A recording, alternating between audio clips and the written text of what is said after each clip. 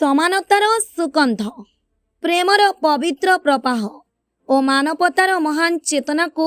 हृदय रे धारण करी भारतीय जनता पार्टी कलाहांडी जिला सभापति जुगल किशोर पड़ंक नेतृत्व में संत शिरोमणि श्री गुरु रविदास महाराज जी 650तम पवित्र जन्म जयंती उपलक्षे आयोजित पवित्र कलश बंधन कार्यक्रम में जिलार शताधिक बीजेपी कर्मी जोग देथिले। एही महान जन्म जयंती महोत्सव केवल एक उत्सव नुहे,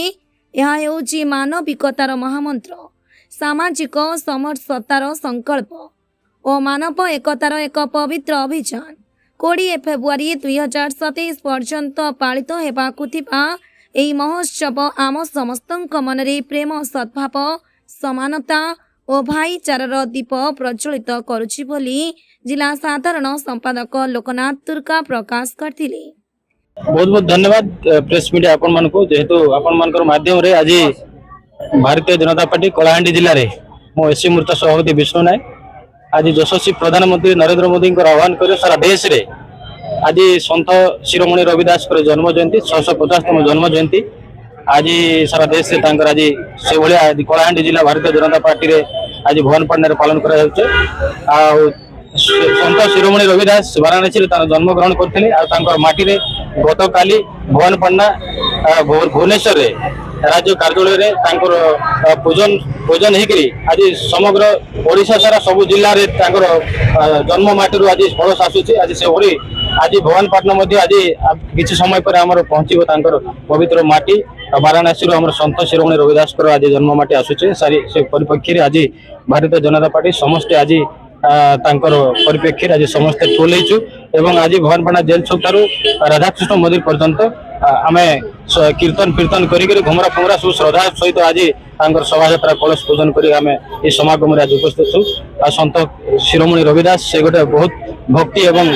आंदोलनकारी संत थिले। समाज को गोटे स्वच्छता एवं समरसता आने से 650 वर्ष तले गोटे बहुत बड़ा आंदोलन करते सेपरी महान व्यक्ति आज गोटे से गोटे दलित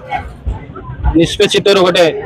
संत शिरोमणि रविदास आज समाज पाई गोटे भल वार्ता देते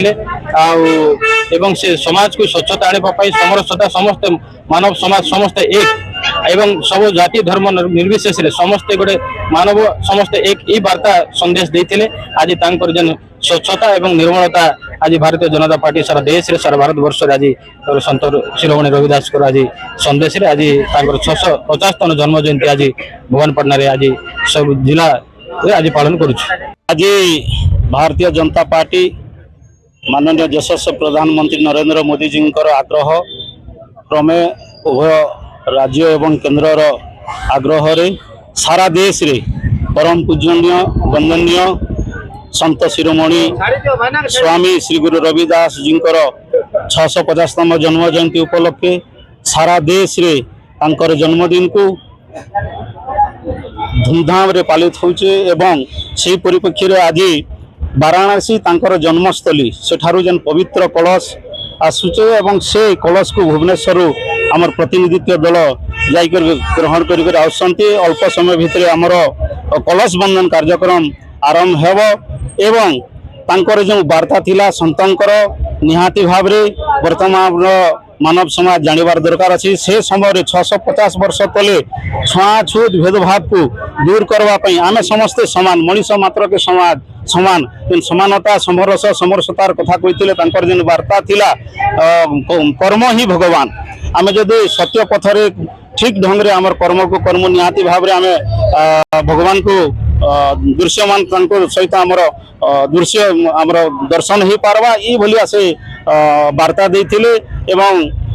मन चंगा तो कटुती में गंगा अर्थात गोटे घर सामना रे थिबा पानी कुंडर भी जदि मन पवित्र थिबो निर्मल थिबो बोले निहाती भाव रे सेटा भी गंगा सदृश